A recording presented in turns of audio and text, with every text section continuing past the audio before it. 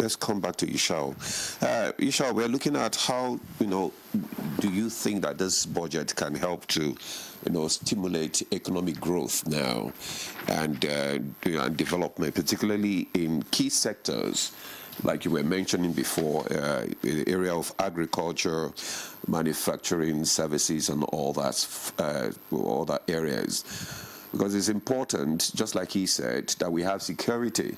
Because without security, the people cannot go to the farm. Without security, the school children cannot, go to their schools and all that. And this budget actually is one of the key sectors that is focusing on is security, infrastructure, which are, germane, for economic development growth. So what's your take on it? How do you think it will further help to stimulate economic growth?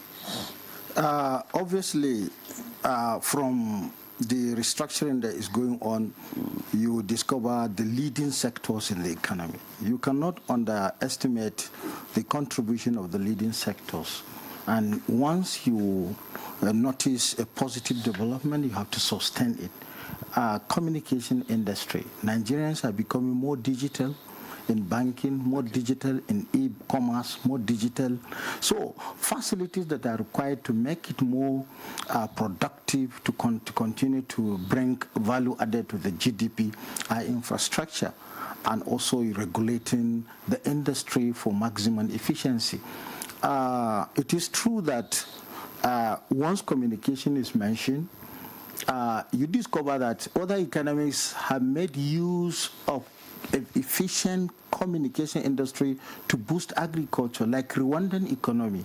Nigeria has to take a cue to, after securing the farmlands, now the distribution of inputs for production has to be digitally coordinated so that a local farmer that is in Uguta, not even in Uguta, in a remote village, Ugugwala, in far Edboma, will notice that there is development and there is government and there are facilities for him to improve on his agriculture. Same as Zamfara State. In Moriki, in far northern Maradun area of Zamfara State, where bandits are taking over.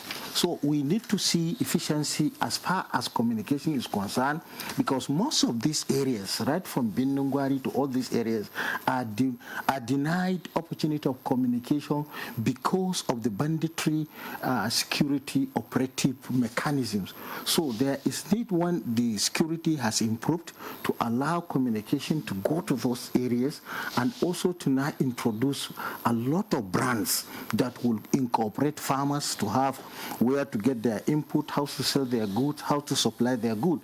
That is one. Second, mentally, good mental, physically of a workforce determines its own efficiency. Okay. Now, Mr. President has brought an issue in the budget 2025 that minimum wage has come to stay, but observing the rules of engagement in that minimum wage also has to come to play, because there is going to be periodic review, not to allow industrial dispute for efficiency to take effect.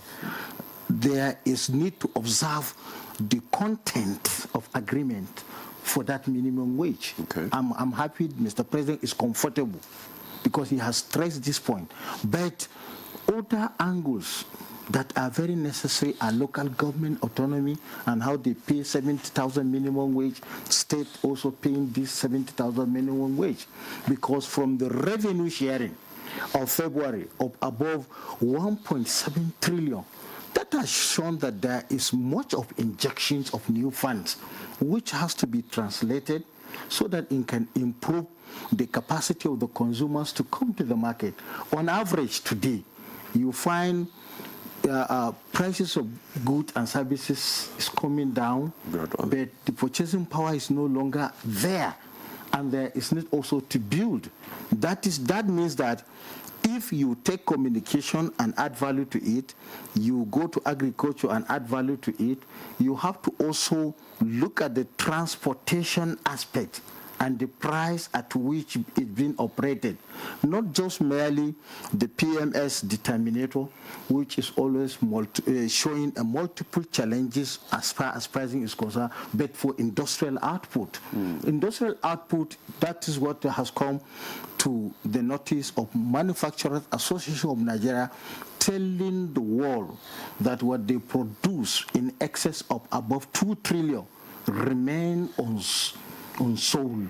This is a big challenge.